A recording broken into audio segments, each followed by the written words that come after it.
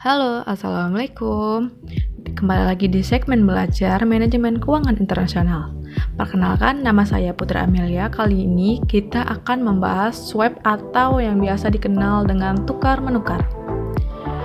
Dalam Wikipedia, tukar-menukar atau yang lebih dikenal dengan swap dalam dunia keuangan merupakan suatu instrumen derivatif di mana terdapat dua pihak yang mempertukarkan suatu aliran arus kas dengan aliran arus kas lainnya. Aliran ini disebut kaki dari swap. Nilai swap ini adalah dihitung berdasarkan suatu nilai absolut atau national amount, yaitu suatu nilai nominal yang digunakan untuk menghitung pembayaran terhadap suatu swap, dan produk manajemen risiko lainnya, di mana nilai ini bukan suatu nilai yang sesungguhnya. Istilah swap ini sebenarnya berasal dari bahasa Inggris, namun istilah ini digunakan sebagai suatu istilah baku yang dikenal di Indonesia, baik oleh lembaga yang berwenang seperti Bank Indonesia. Swap ini seringkali digunakan sebagai instrumen lindung nilai atau risiko tertentu, misalnya risiko gejolak nilai tukar mata uang, dan di samping itu juga digunakan sebagai instrumen spekulasi. Dan selanjutnya kita membahas struktur dari swap. Kebanyakan swap diperdagangkan dalam perdagangan derivatif dan di luar bursa atau over the counter OTC dengan ketentuan dan tata cara yang berbeda-beda sesuai kesepakatan para pihak.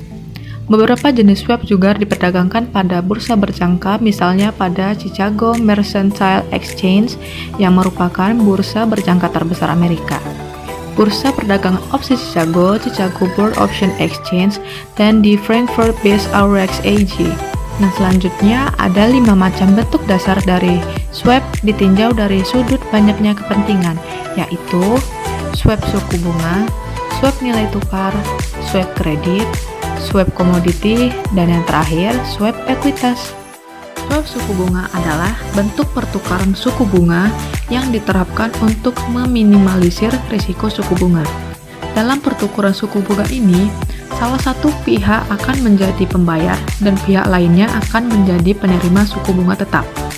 Arus kas dari suku bunga tetap dari swap ini diatur saat perdagangan dilakukan. Selanjutnya adalah swap nilai tukar. Itu merupakan perjanjian untuk menukarkan sejumlah mata uang tertentu dengan mata uang lainnya pada satu atau lebih tanggal mendatang. Dalam hal ini, jumlah uang yang dipertukarkan ditetapkan di awal. Yang selanjutnya ada swap kredit. Swap kredit adalah derivatif keuangan atau kontrak yang memungkinkan investor untuk menukar atau mengimbangi risiko kreditnya dengan risiko dari investor lain. Misalnya, jika pemberi pinjaman khawatir bahwa seorang peminjam akan default pada pinjaman, pemberi pinjaman dapat menggunakan CDS untuk mengimbangi atau menukar risiko tersebut. Untuk menukar risiko gagal bayar, pemberi pinjaman memberi CDS dari investor lain yang setuju untuk mengembalikan uang pemberi pinjaman jika peminjam default. Kebanyakan CDS akan membutuhkan pembayaran premi berkelanjutan untuk mempertahankan kontrak yang seperti polis asuransi. Nah, selanjutnya ada swap komoditi yang merupakan perjanjian di mana harga berdasarkan komoditas yang mendasari dipertukarkan untuk harga tetap selama jangka waktu tertentu. Dan yang terakhir ada swap ekuitas yang merupakan pertukaran arus kas masa depan antara dua pihak yang memungkinkan setiap pihak melakukan diversifikasi pendapatan untuk jangka waktu tertentu sambil tetap mempertahankan aset asli dua set arus kas nominal sama dipertukarkan sesuai dengan persyaratan swap, yang mungkin melibatkan arus kas berbasis ekuitas yang diperdagangkan untuk arus kas pendapatan tetap. Tapi ini belum tentu demikian. Selain diversifikasi dan manfaat pajak, debt swap juga memungkinkan institusi besar untuk melakukan lindung nilai terhadap aset atau posisi tertentu dalam portofolio mereka. Next, kita akan membahas soal total return swap atau swap imbal hasil total yang dikenal dengan swap total kurs imbal hasil, yang merupakan suatu kontrak swap di mana salah satu pihak membayar imbal hasil total dari suatu aset dan pihak lainnya melakukan pembayaran bunga secara bertahap.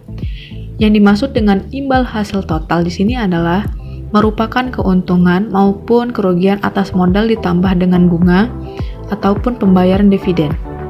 Apabila imbal hasil negatif, maka pihak akan menerima jumlah ini dari pihak lain.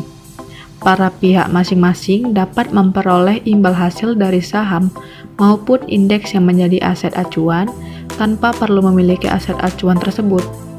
Keuntungan atau kerugian dari pihak lain adalah setara dengan apabila ia secara sesungguhnya memiliki aset acuan tersebut. Sekian video dari saya. Thank you for watching and see you on the next video. Bye bye. Assalamualaikum.